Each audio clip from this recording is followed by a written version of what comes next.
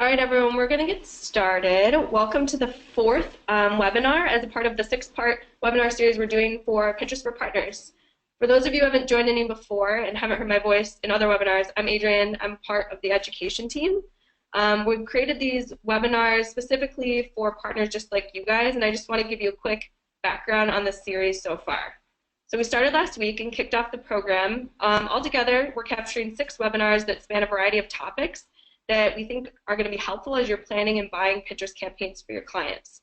So for anyone who attends or registers, you're going to receive the recap email within several days of this webinar finishing. So there's going to be a recording to view and other materials that are covered sent out to you after.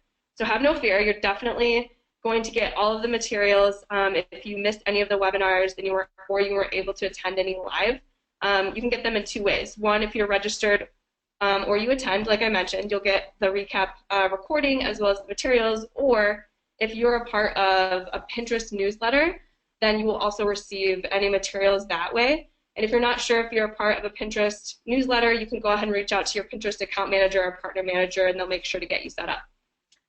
Again, these webinars are really meant to be short, sweet, and digestible. And the reason we're sending all the follow-up materials is really so you can go back and reference it when you have a question come up, or as you're just wanting to brush up on all things Pinterest. So before we get started, quick housekeeping items. So some of you might have attended a webinar before, but just to note that there is a little kind of box widget that appears on your screen as a part of the webcast.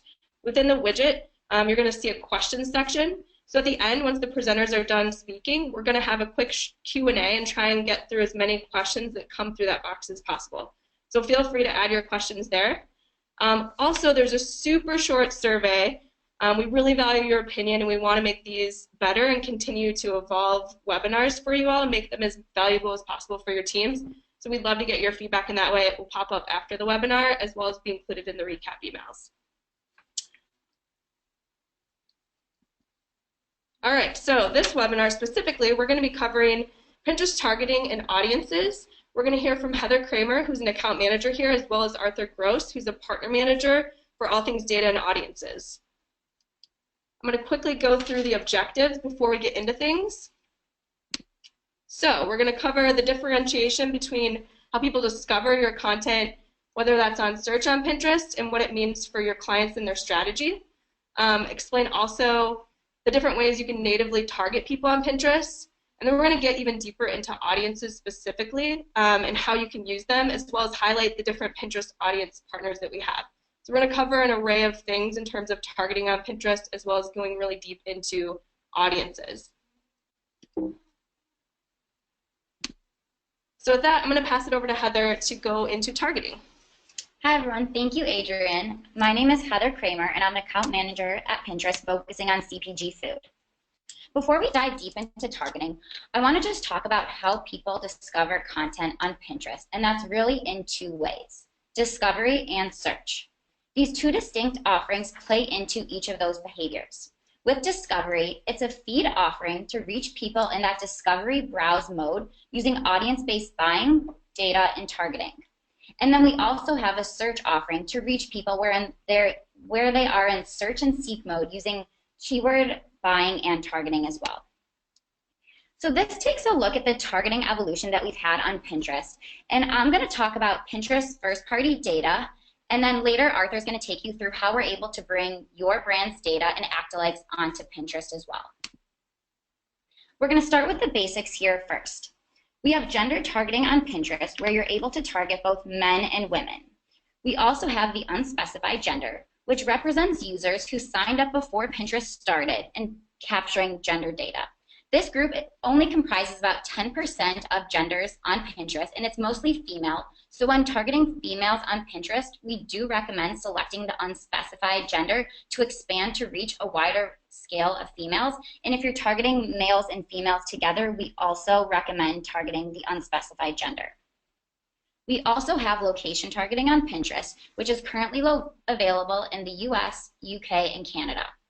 For UK and Canada specific targeting, we recommend setting those campaigns up separately so that you can control the budget and tap into the potential auction efficiencies in those specific markets. Finally, we have device targeting for both desktop and mobile.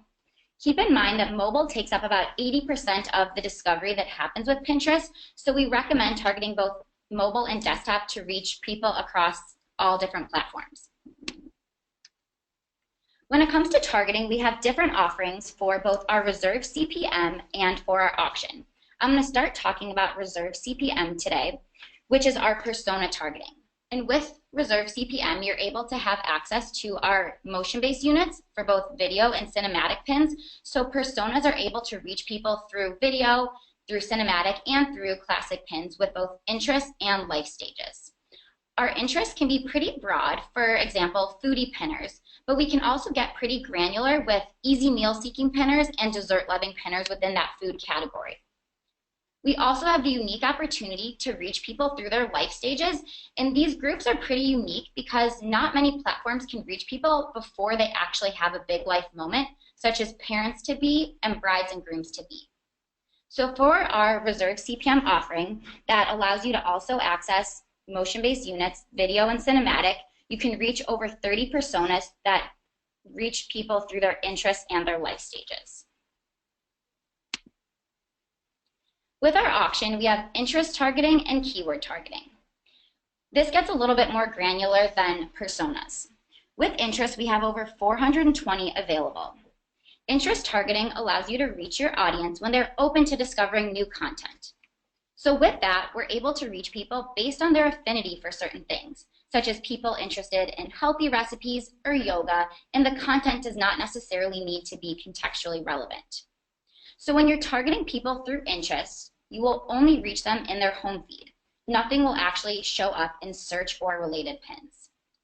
One example of a best practice for interests is if you have a product such as an ebook, you may not only want to target people who are reading enthusiasts, but perhaps you could also reach people who are interested in travel because ebooks may be relevant to them as they are on the go or going on a vacation. Keyword targeting is also an auction-only product, and you're able to reach people based on their search behavior.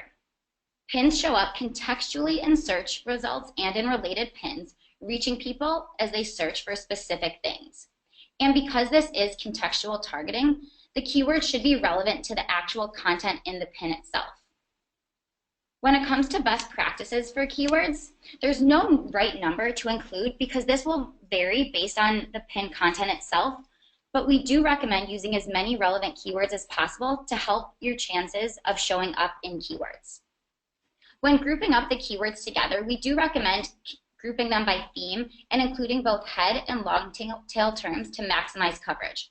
So with this example on the right, you can see that it's for a slow cooker recipe, so you might want to include keywords such as dinner ideas or easy recipes, but also include details that are specific to the pin, so a keyword such as honey garlic, chicken, carrots, and potatoes. This slide depicts how interests and keywords really work together.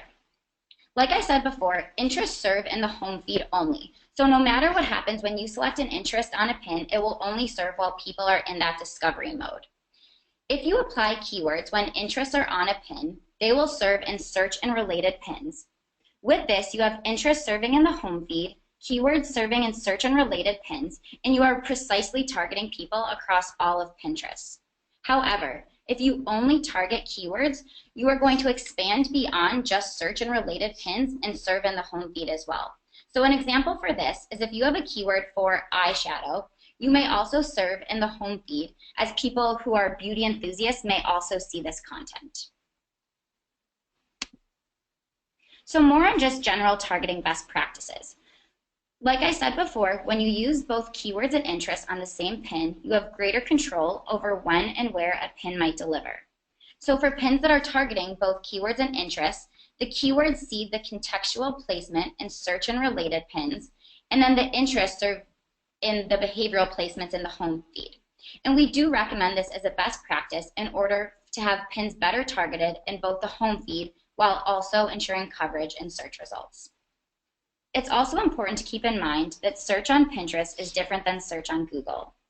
People tend to look for very specific things on Google, but on Pinterest, people are looking for broader topics and more inspirational things.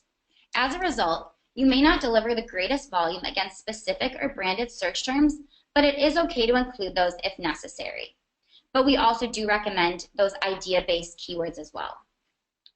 When you're creating your keyword list, you can definitely start with the keywords from your search campaigns. However, we also recommend using Pinterest guided search to help also identify trends for people searching for things on Pinterest in order to create a wider variety of keywords so that you're better able to reach your desired audience. And with that, that covers Pinterest 101 targeting and our own first-party data. Now Arthur is going to take you through Pinterest audiences. All right, thanks very much, Heather. Hi, everybody. I'm Arthur Gross, as mentioned at the top of the webinar. I am the PM in charge of our data and audience partners. I'm going to take you through here. Just trying to click on the webinar. So we have 4 pretty new major audience products to further enhance your marketing campaigns.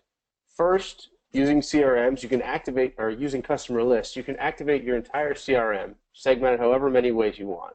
We can ingest that data through a number of avenues and include or exclude specific audiences however you choose. Next, we've upgraded our Pinterest tag to be at parity with other industry leaders.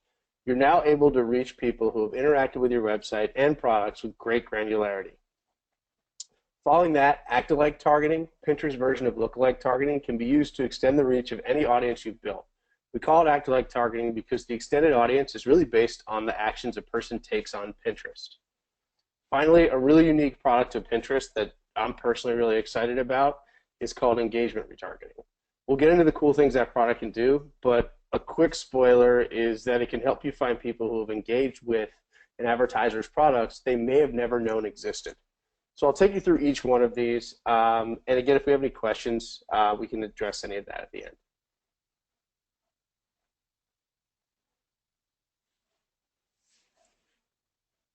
I know I'm speaking to mostly PMP and agency folks, so if you use Facebook's custom audiences, customer list targeting operates virtually the same way.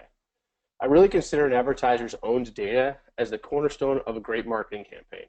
If you have clients who are hesitant to use their first-party data, 2 easy to sell in suggestions would be to have them upload the data of their best customers for the purpose of exclusion, and also lapsed buyers to get them re-engaged while they're on Pinterest in that consideration phase. It's really hard for an advertiser to look you in the eye and say, hey, I want to waste impressions. I'd rather target folks that I know that are already doing a great job and engaging with my brand the way that I want. So one really easy way to do that. How do you get started in this? It's really 3 ways. First, you can upload files directly in Audience Manager. Second, as PMPs, most of you probably have that upload capability built into your platform, so you can do it directly through your platform with your advertisers. And third, if your advertiser is working with one of our audience partners, I'll show you a list of these folks at the end. They have audiences that can be pushed directly into their accounts as well. So really 3 easy ways to get customer list targeting going and to talk people through how to use it.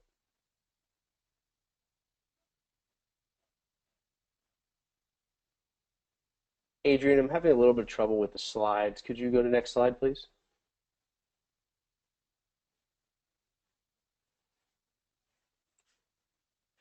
Sure thing. Did that visit retargeting? Perfect. Great. I already mentioned how important an advertiser's first-party data is in any good marketing campaign. Along with CRM data, using your own web properties to remarket and segment potential and current customers is a huge win. All you have to do is get the Pinterest tag placed. I know I make that sound easy, but I do know how hard it is to get advertisers to place more code on their pages. Find the right time to bring this up with your advertisers, because not using the Pinterest tag limits potential success on the platform. It's a single tag that can track almost 20 different events for audience creation. If you have any more in-depth questions specifically about the Pinterest tag, we'll actually be having a webinar on it next week on Thursday, so be sure to sign up if you're interested for it. A few key things: it's going to help you increase CTR, it's going to get folks more engaged with your brand, and it's going to increase the way in which they interact with your brand on Pinterest. So I do highly recommend utilizing visitor retargeting. It's a great tag. Next slide, please.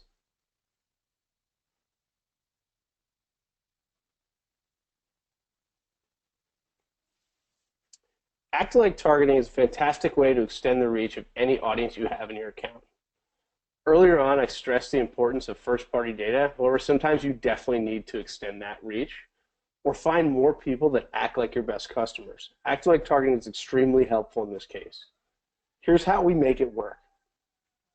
We take an existing audience and extend it with people who have taken similar actions, such as pinning, saving, and clicking on the same types of pins that your audience did. You can choose how big you want this audience to be. We actually do it in percentiles, as well as test out different cuts of the percentiles. When using act-alike targeting, we definitely recommend a test and learn strategy. But as you can see from the graphic, they're a great way to increase CTRs and a great way to increase reach. Next slide, please, Adrian.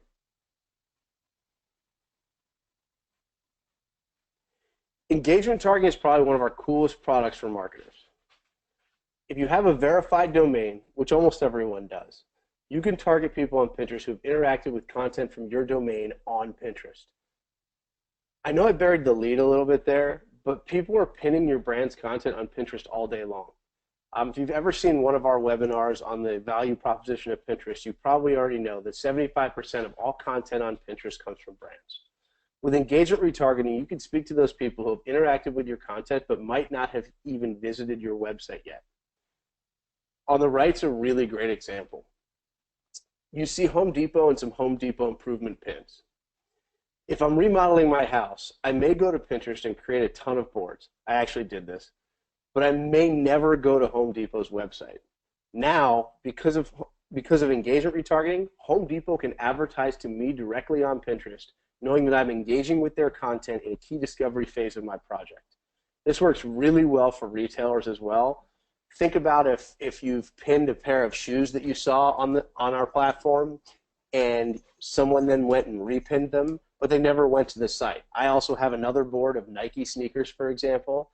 I rarely go to Nike.com, but Nike should be retargeting me through engagement retargeting on our platform because I'm engaging a ton with their content from Nike.com, having never visited the site.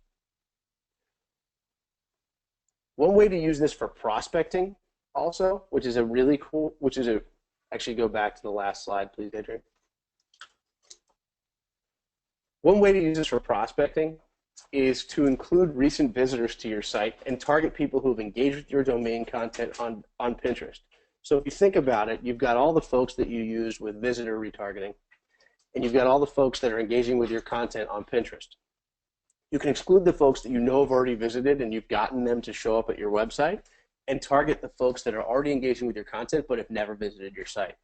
Really low-hanging fruit, and one of the really important things also that's noted on here, you don't need the Pinterest tag to get started with engagement retargeting. It's the easiest product to get started with on Pinterest.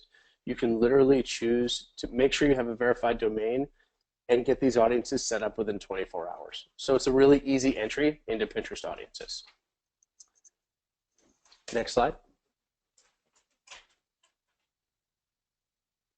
As mentioned at the top of my presentation, I do work with a lot of our Pinterest audience partners. There's an exhaustive list here of the folks that we are currently working with today. We're talking to other partners as well.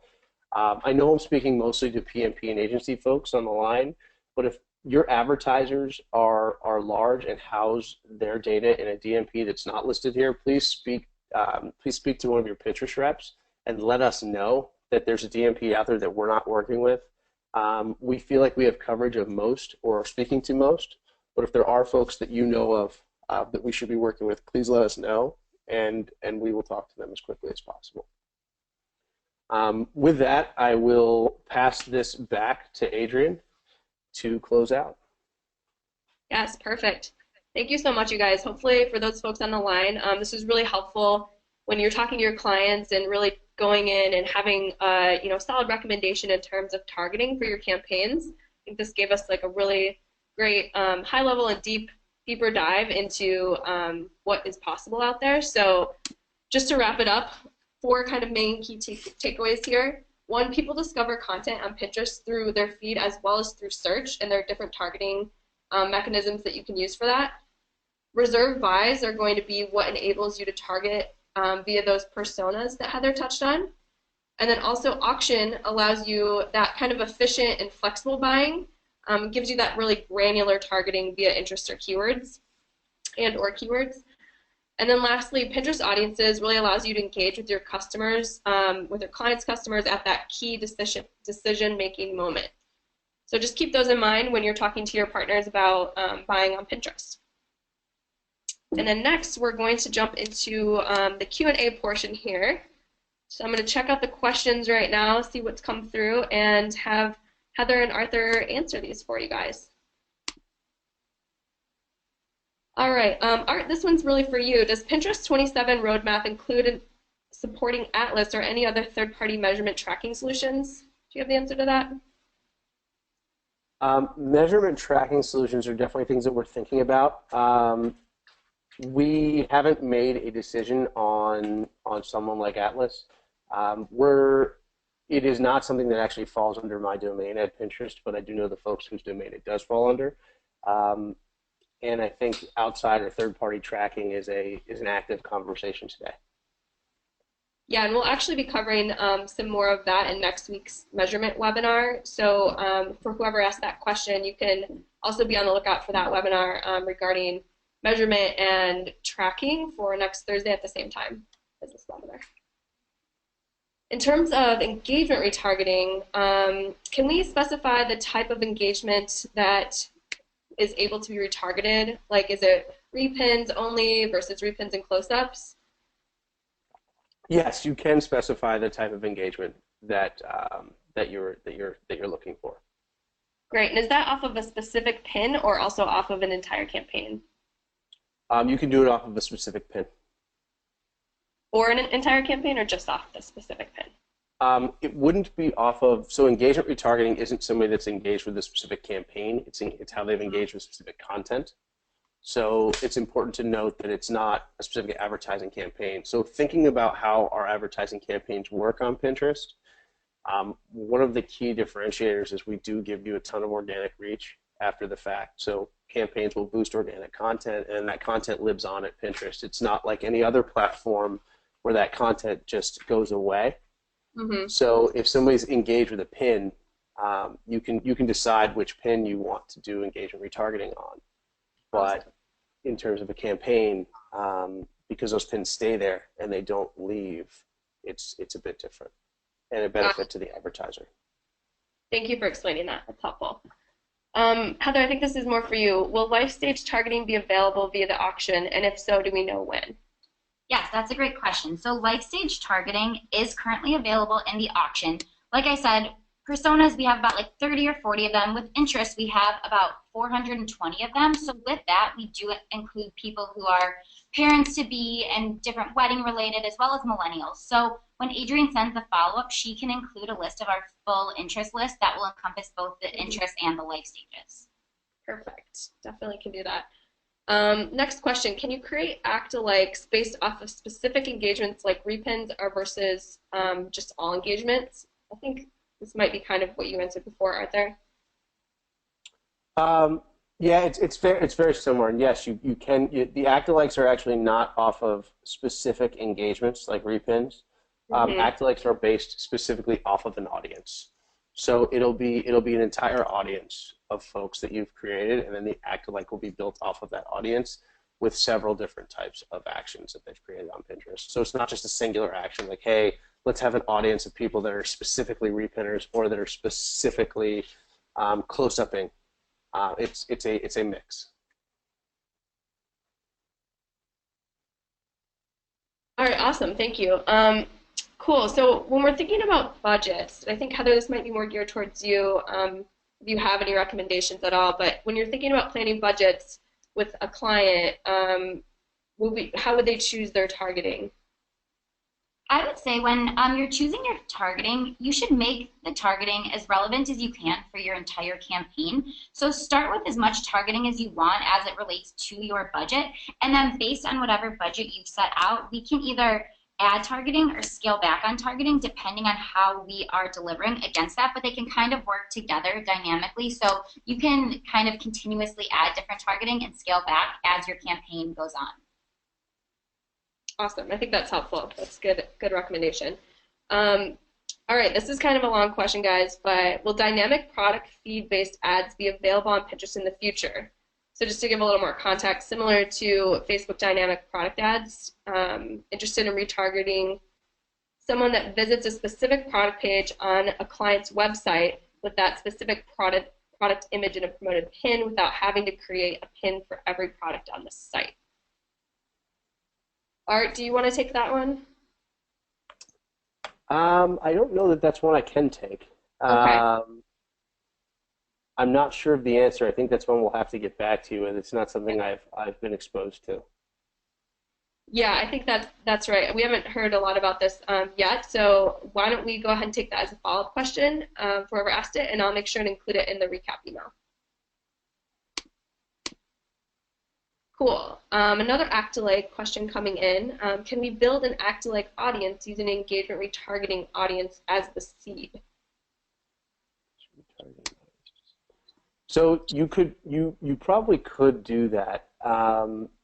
The thing is that I don't know why you would do that, given that if you're not going to want to find somebody that has acted like somebody who's engaged with the brand on Pinterest. So those folks are going to be the folks that you're going to want to hit first. If they're acting like they've engaged with, or they're acting like the folks that have engaged with your brand, that's sort of a broad swath. So you could build an act-alike off of them technically, but I'm not sure how successful that would be. Got it. That is helpful. All right, I don't see any other questions coming through. I'll give you guys another minute if anyone has any last-minute burning questions. If not, we'll give you a little bit of time back. And again, we'll provide this recording. We'll provide the presentation, as well as Heather mentioned. I'll make sure to include the full list of targeting for the interests, those 420 interests that we have through auction. And we'll get back to you on the question that we didn't address here. All right, guys, I think that's it then. Oh, one more. Oh, thank you. It was a compliment. Thank you all. Glad that these webinars are helpful, and we'd love to hear your feedback in the survey that pops up when you're done. And we'll see you guys next time. Really quickly, the last slide here has all the remaining webinars. So next week we have 2 more. On Tuesday at the same time, bidding, buying, and optimizing. And then next Thursday, again, we mentioned we'll have one that goes a little bit more into measurement, the Pinterest tag and tracking. So feel free to join those. You should have the invites. If not, reach out to your Pinterest account team, and they can get those to you. And thank you, everyone, for joining.